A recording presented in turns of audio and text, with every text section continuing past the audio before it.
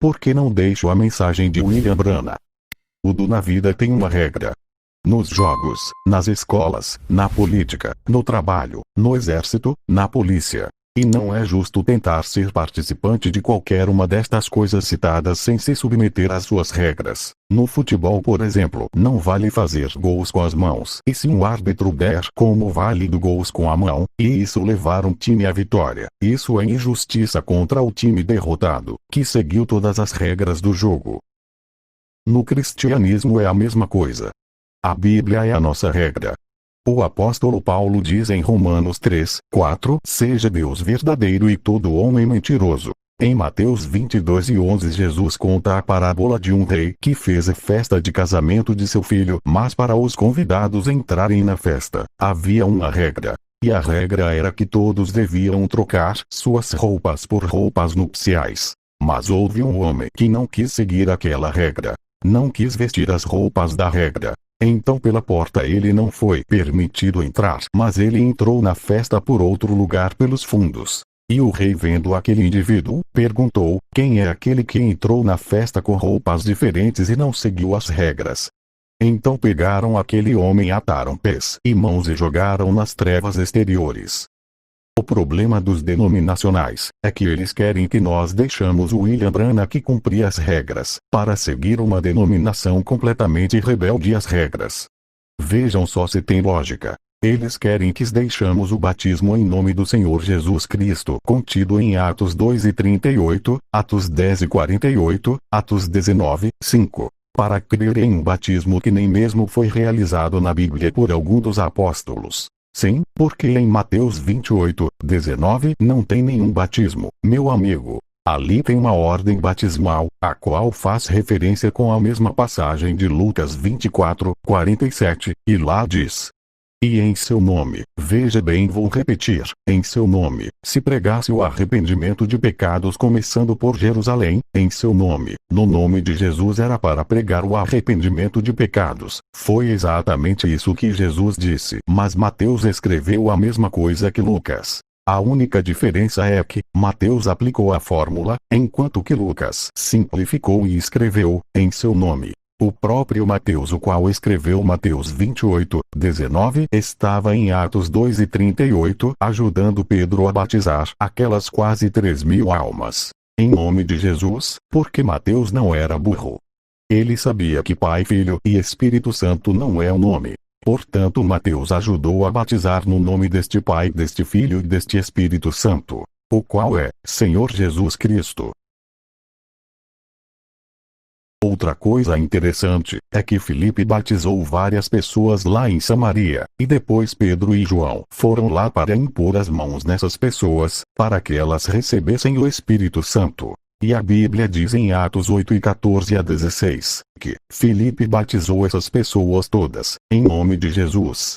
Interessante como que homens iletrados como Pedro e Filipe sabiam que o nome deste Pai, deste Filho e deste Espírito Santo é Senhor Jesus Cristo. E os teólogos tão bem estudados de hoje não sabem disto.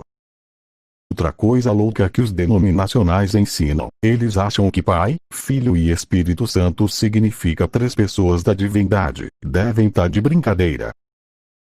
Dizer que Pai, Filho e Espírito Santo são 3 pessoas é tão ridículo como achar que um homem que é Pai, Filho e avô seja 3 pessoas. Eu sou filho de um homem, sou pai dos meus filhos, e quando eles me derem netos, serei avô, mas eu continuo sendo uma pessoa. Como disse Pedro em 2 Pedro 13:16, sobre os homens que deturparam as epístolas de Paulo, como também fazem o mesmo com as outras escrituras, tentando fazer a Bíblia dizer o que ela não diz. Assim os denominacionais, na ânsia de encontrar 3 pessoas distintas da divindade, deturpam escrituras tais como 1 João 5:7, que diz: 3 são os que testificam no céu, o Pai, a Palavra e o Espírito Santo.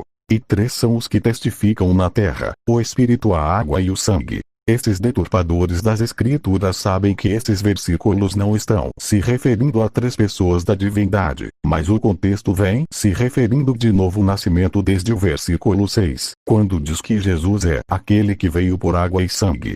O que o contexto diz é que quem nasce neste mundo, vem por 3 passos no parto natural. Água. Porque a placenta se rompe, e a mulher verte água, também verte sangue, e o espírito, o qual a criança recebe na hora que nasce. Este é um exemplo que João está dando de como você faz para ter um nascimento celestial, pois se no natural você nasce através da água, do sangue e do espírito, da mesma forma é se você quer ser um cidadão do céu. Você deve nascer do Pai, da Palavra, e do Espírito Santo. Agora me diz, onde é que tem 3 pessoas neste verso? O Pai, não é pessoa. É Espírito. São João 4:24, a palavra não é pessoa, a palavra é o verbo, e o Espírito Santo não é pessoa pois é Espírito. Aqui está falando de fases e não de pessoas.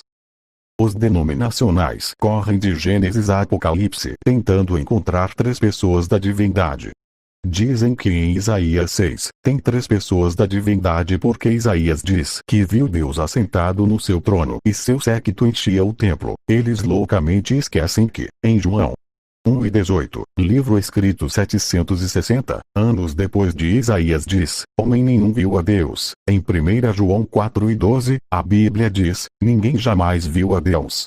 Uma pessoa que insiste afirmando que Isaías, ou Moisés, ou Estevão viu Deus, é uma pessoa no mínimo burra.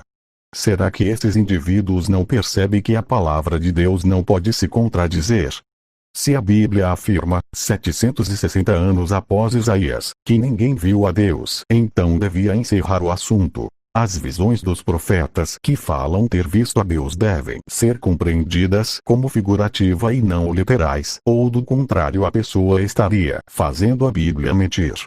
Isaías não viu Deus, ele viu a glória de Deus encher o templo. Moisés viu uma teofania de Deus. Estevão viu Jesus assentado à glória de Deus. A menos que você queira fazer o evangelista João 1:18 mentiroso. Mas uma coisa que me chama a atenção, nessa loucura por 3 dos denominacionais é: nós brasileiros só falamos a língua portuguesa porque fomos colonizados por Portugal.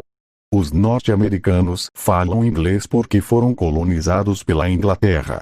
E se a Trindade já era uma realidade no tempo de Moisés, então Moisés devia ser trinitariano, você não acha? E se Moisés era trinitariano, por que os judeus hoje que seguem sua lei, não são trinitarianos? Vá lá em Israel, e pergunte para os judeus seguidores de Moisés. Pergunte se eles acreditam nessa tal trindade, e veja a resposta que eles irão te dar. Os plurais majestâticos da língua hebraica. O modo que Deus disse em Gênesis 1:26, façamos o homem, nada disso faz de Deus 3 pessoas. Uma vez que Deus não estava sozinho quando fez o homem. Havia milhares de anjos com ele.